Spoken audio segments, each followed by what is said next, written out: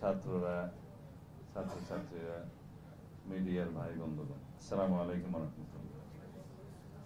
আমি দেশে ফিরে আসার পরে এই জাতীয় সেমিনার টাইপ অনুষ্ঠান আজকে প্রথম। আমি প্রেস ক্লাব ভিত্তিক অনুষ্ঠানগুলো খুব কষ্ট করে অ্যাভয়েড করার চেষ্টা করি, কারণ 4-5 ঘন্টা 6 ঘন্টা সময় দেওয়ার মতো সময় এখনো আমার হয়নি। আগামী 5-6 মাস পরে হয়তো হতে পারে, কারণ এখন আমাদের অনেক কিছু কাজ করতে হচ্ছে, যে কারণে ছাত্ররা আন্দোলন করেছে সেগুলো অর্গানাইজ করার জন্য। তা না হলে এখনো গণতান্ত্রিক প্রক্রিয়ায় রাষ্ট্র খুব সহজে ফিরে যাবে সেই রাস্তাটা এখনো পরিষ্কার হয়নি। সেই রাস্তা বিনির্মাণের জন্য কাজ করতে হচ্ছে অনেক। বাইরে অনেক কিছু দেখা যায় না, ইনভিজিবল যে জিনিসগুলো, সেই কাজগুলো করতে হচ্ছে। আজকে যে সমস্ত দাবি দেওয়ার বিষয়ে কথা বলেছি এগুলো আগে বলে ফেলি, কারণ এগুলো এখনই প্রচার হওয়ার জন্য কিছুটা সময় বাকি আছে। আমরা বাংলাদেশ জাতীয়তাবাদী দল বিএনপি যদি জনগণের ম্যান্ডেট নিয়ে সামনে রাষ্ট্র পরিচালনার দায়িত্ব পাই, তাহলে আমরা 15% যেটা টিউশন ফিজের উপরে 15% ভ্যাট আরোপ করা হয়েছে, সেটা বিলুপ করার ব্যবস্থা নেওয়া হবে। এবং বিশ্ববিদ্যালয় কর্তৃপক্ষের ইনকামের উপরে খুব সম্ভবত 15% ট্যাক্স এই আওয়ামী ফ্যাসিবাদী শক্তির শেষের দিকে আরোপ করেছিল। সেই বিষয়ে খুব সম্ভবত সুপ্রিম কোর্টে একটা জাজমেন্ট আছে, যতটুকু আমার ধারণা। তো যেহেতু সেটা সুপ্রিম কোর্ট কর্তৃক একটা জাজমেন্টের মাধ্যমে যেটা ইম্পোজ করা হয়েছে, সেই বিষয়ে আমি সরাসরি কোনো কথা না বলে এটুকু বলবো যে সেটা আমরা পুনর্বিবেচনা করে দেখব, কারণ এখানে একটা জুডিশিয়াল বিষয় আছে, সরাসরি এই বিষয়ে বলাটা আমি উচিত মনে করছি না।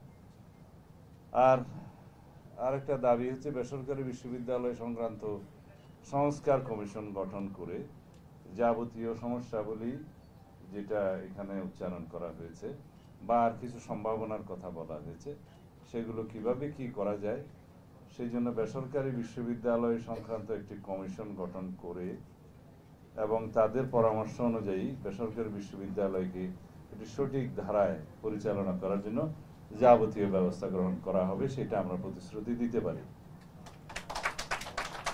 এবং এই প্রতিশ্রুতি দেওয়ার জন্য আমাদের পর্যায় থেকে আমরা মোটামুটি কর্তৃত্ব আছে বলা যায়। সুতরাং এই কাজগুলো করার মধ্য দিয়ে আমি মনে করি আমরা যে 1991 সালে বিএনপি সরকার থাকাকালীন সময়ে খুব সম্ভবত 1992 সালে শিক্ষা সচিব ছিলেন এরশাদুল হক সাহেব, আমার যতটুকু স্মরণ আছে। আমিও মোটামুটি সরকারের অংশ ছিলাম। সেই সময় 9টি প্রাইভেট বিশ্ববিদ্যালয় দিয়ে আমরা বাংলাদেশে বেসরকারি বিশ্ববিদ্যালয় আইন করে বেসরকারি বিশ্ববিদ্যালয়ের পদচারণা শুরু করি। দেশনেত্রী বেগম খালেদা জিয়া সেটা অনুমোদন করেছিলেন। আজকে বেসরকারি বিশ্ববিদ্যালয়ের অনেক সংখ্যা বৃদ্ধি হয়েছে। এখানে গুণগত মান নিয়ে অনেক প্রশ্ন আছে। সংখ্যা বৃদ্ধি হলে যা হয়, এগুলো আমি মনে করি স্ক্রুটিনি হওয়া দরকার। অনেক বেসরকারি বিশ্ববিদ্যালয়ের ব্যাপারে সনদ বাণিজ্যেরও অনেক কথাবার্তা আসে, সেগুলো পরীক্ষা নিরীক্ষা করে কমিশনের মাধ্যমে আমার মনে হয় নির্ধারণ করা উচিত। কারণ পরীক্ষা নিরীক্ষা করে ব্যবস্থা নেওয়ার কথা বলেছি, নট সরাসরি। প্লিজ আমরা বলেছি পরীক্ষা নিরীক্ষা করে ব্যবস্থা নেওয়া দরকার। স্ক্রুটিনি করা তো অসুবিধার কিছু না, যেহেতু এরকম অনেক অভিযোগ আছে, এগুলো স্ক্রুটিনি হওয়া দরকার। এখন স্ক্রুটিনি হতে কি কারো কোনো বাধা দেওয়া উচিত? কমিশনের মাধ্যমে আসা উচিত। যেটা বেসরকারি বিশ্ববিদ্যালয় সংক্রান্ত কমিশন গঠন করা হবে, সেখানকার টার্মস অফ রেফারেন্স এগুলো থাকতে পারে। কারণ এরকম অনেক অভিযোগ যেটা পাবলিক ইউনিভার্সিটির বিরুদ্ধে আছে বলে এখন উনি বললেন, সেটা পাবলিক বিশ্ববিদ্যালয় সংক্রান্ত কমিশন তো আর এখান থেকে আমরা ঘোষণা দিতে পারবো না। সেটা যদি তখন একটা কমিশন গঠন হয়, সেই কমিশন সরকারি বিশ্ববিদ্যালয়কে অন্তর্ভুক্ত করবে কিনা সেটা তখন সরকার দেখবে। বাট সরকারি বিশ্ববিদ্যালয়ের যে গুণগত মান নিয়ে প্রশ্ন আছে সেটাও অস্বীকার করার মতো না, ইজ রাইট। এখন সরকারি বিশ্ববিদ্যালয়ের অনেক শিক্ষক বেসরকারি বিশ্ববিদ্যালয়ে নিয়োজিত থাকেন, সরকারি বিশ্ববিদ্যালয়ে অনেক পাঠদানের বিষয়ে, আমিও পাবলিক ইউনিভার্সিটির স্টুডেন্ট ছিলাম, অনেক বেশি দীর্ঘসূত্রিতা আছে, পরীক্ষা নিয়ে আছে, খাতা এক্সামিনেশনের বিষয়ে আছে। 3 বছরের, আমি যেমন 4 বছরের অনার্স কোর্স, 1 বছরের মাস্টার্স, আমারও 7 বছরের বেশি সময় লেগেছে বিশ্ববিদ্যালয় থেকে বেরোতে। তো বেসরকারি বিশ্ববিদ্যালয়ের ক্ষেত্রে বোধহয় সেটা একটু স্ট্রিক্টলি ফলো করা হয় সেমিস্টার সিস্টেমে। তো যাই হোক, উভয় দিক আছে। এবং বাংলাদেশের এখন স্বাধীনতার কত বছর, 54 বছর চলছে, এখনো আমাদেরকে এই বিষয়গুলো নিয়ে ভাবতে হয়, এটাই হচ্ছে আমাদের দুঃখজনক বিষয়।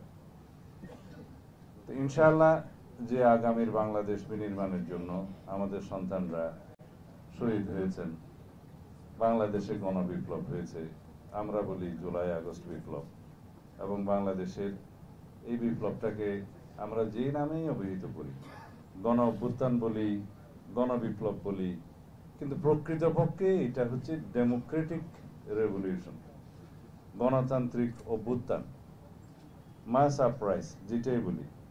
কারণ এখানে কোনো সমাজ বিপ্লব হয়নি, এখানে কোনো বলশেবিক বিপ্লব হয়নি, এখানে সমাজতান্ত্রিক বিপ্লব হয়নি, বা পুরো সমাজ ব্যবস্থার পরিবর্তনের কোনো বিপ্লব হয়নি। আমরা বিপ্লব করেছি আমাদের গণতান্ত্রিক অধিকার ফিরে পাওয়ার জন্য। আমরা বিপ্লব করেছি, অভ্যুত্থান করেছি বৈষম্যের বিরুদ্ধে। আমরা কনস্টিটিউশনাল রাইটস, ডেমোক্রেটিক রাইটস ফিরে পাওয়ার জন্য আমরা আন্দোলন করেছি এবং আমরা সফল হয়েছি। সুতরাং আমাদের যাতে ভবিষ্যতে কনস্টিটিউশনাল রাইটস, ডেমোক্রেটিক রাইটস এবং জনগণের স্বীকৃত অন্যান্য প্রথাগত রাইটস, কনভেনশনাল রাইটস যেগুলো আছে, সেগুলো যাতে ফিরে পাই এবং এনশিওর করি, সেই রকম একটি রাষ্ট্র বিনির্মাণ করতে হবে, সেই রকম সাংবিধানিক সংস্কার করতে হবে, এবং সেই রকম সাংবিধানিক প্রতিষ্ঠানগুলোকে স্ট্রেংথেনিং করতে হবে। তাহলে পরে আমরা ভবিষ্যতে এই জাতীয় সেমিনারগুলো আমরা আর করতে হবে না।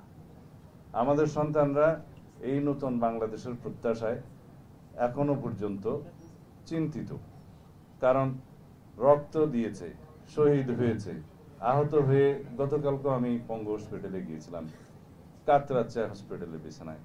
কেন? একটি নতুন সম্ভাবনার বাংলাদেশের জন্য? অবশ্যই। কেন? স্বাধীনতার ঘোষণাপত্রের উল্লেখিত সাম্য, মানবিক মর্যাদা এবং সুবিচারের বাংলাদেশের জন্য? অবশ্যই। কিন্তু এখনো পর্যন্ত আমাদের সন্দেহ আছে সেই বাংলাদেশ আমরা সামনে বিনির্মাণ করতে পারবো কিনা। আমি অস্বীকার করি না, সমাজের সর্বক্ষেত্রে একটি প্রশ্ন আছে, শুধুই কি নির্বাচন দিলে আমরা সেই বাংলাদেশ পাবো? শুধুই একটি নির্বাচন কি আমাদেরকে সেই সমাজ ব্যবস্থা প্রতিষ্ঠা করতে সহযোগিতা করবে? করবে না। কিন্তু নির্বাচন ব্যতিরেকেও তো করবে না, নির্বাচন ছাড়াও তো আমরা সেই সমাজ ব্যবস্থা পাবো না। সুতরাং আগামীতে যেভাবেই হোক আমাদেরকে একটি প্রকৃত, একটি ট্রান্সপারেন্ট নির্বাচন ব্যবস্থার মধ্য দিয়ে, আমি ট্রান্সপারেন্ট আর বাংলাটা ঠিক মতো বলতে পারতেছি না, স্বচ্ছ এবং নিরপেক্ষ এবং ইনক্লুসিভ একটা ইলেকশনের মধ্য দিয়ে কেবল গণতান্ত্রিক সমাজ বিনির্মাণ করা যায়। এবং সেই পরবর্তী সংসদে যাতে সংসদীয় এখন আয়কতন্ত্র প্রতিষ্ঠিত না হয়, সেই জন্য আমাদের সাংবিধানিক প্রয়োজনীয় সংস্কার করতে হবে, যাতে এককেন্দ্রিক শাসন ব্যবস্থার কোনো পতন না হয়, শুরু না হয়, সেটার ব্যবস্থা আমাদের করতে হবে। এবং রাষ্ট্রপতি এবং প্রধানমন্ত্রীর ক্ষমতার ভারসাম্য আনয়ন করতে হবে সাংবিধানিকভাবে, সেটা আমাদের অঙ্গীকার আছে, প্রতিশ্রুতি আছে, আমাদের একত্রিত হয়। আমাদেরকে এমন একটি পার্লামেন্ট সৃজন করতে হবে যে পার্লামেন্টকে মানুষ মনে করবে যে এটাই দেশের সমস্ত কিছুর আলোচনার কেন্দ্রবিন্দু, যাতে ওটা শুধু বিন্দু না হয়, কেন্দ্র যাতে গণভবনে না হয়, এইটা আমাদেরকে নিশ্চিত করতে হবে। সেই পার্লামেন্টের উপর মানুষ যাতে আস্থা রাখে, সেরকম পার্লামেন্ট আমাদেরকে নিশ্চিত করতে হবে। আমরা অনেক বেশি দিন হারিয়ে ফেলেছি, আমরা অনেক বেশি আত্মত্যাগ করেছি, আমাদের অনেক বেশি বেদনার কাহিনী আছে, কিন্তু সামনের দিনগুলো যেন আমাদের সুখের কাহিনী হয়, আমাদের সন্তানদের জন্য একটা উজ্জ্বল বাংলাদেশের ছবি যাতে আমরা এঁকে যেতে পারি, সেই রকম ব্যবস্থা নিতে হয়। আমি আসলে বাংলাতেও খুব একটা ভালো না, অনেক বছর নির্বাচনে কাটানোর কারণে আমার সব দিকে ভেজাল হয়ে গেছে, আমি কোনোটাই ঠিক মতো এখন উচ্চারণ করতে পারি না। আর যে ভাষাগুলো আসে এগুলো এখানে বললে আমাকে অন্যভাবে চিত্রায়িত করা হবে, দুঃখিত আমি সেই জন্য, আর কিছুদিন সময় লাগবে আমার। যাই হোক, তো আজকের আয়োজক দেখে আমি আর বিড়ম্বনা ফেলতে চাই না। 9টা বাজে, আমি প্রত্যেকের প্রত্যাশা পূরণের জন্য অঙ্গীকার হয়তো করতে পারবো না, তবে প্রচেষ্টা চালিয়ে যেতে পারবো। সেই প্রচেষ্টা যাতে আমরা চালিয়ে যেতে পারি এবং সেই প্রচেষ্টায় আমরা সবাই যাতে জাতীয়ভাবে ঐক্যবদ্ধ থাকি সেই প্রার্থনা করি। কারণ একমাত্র ফ্যাসিবাদ বিরোধী ঐক্য, আরেকটি সামনে ফ্যাসিবাদ থাকলে হয়। ফ্যাসিবাদের পতন হয়েছে, ফ্যাসিস্ট পালিয়ে গিয়েছে, সুতরাং আমরা এখন ঐক্যবদ্ধ থাকার একটা ইস্যু কি? আমরা এখন ঐক্যবদ্ধ থাকার একমাত্র ইস্যু হবে যাতে আমরা বৈষম্যহীন, গণতান্ত্রিক ও সাম্প্রদায়িক একটি সাম্যের ভিত্তিতে একটি সুবিচারের বাংলাদেশ আমরা পাই এবং আইনের শাসনের বাংলাদেশ পাই। সেই ইস্যুতে আমরা যেন সবাই ঐক্যবদ্ধ থাকি।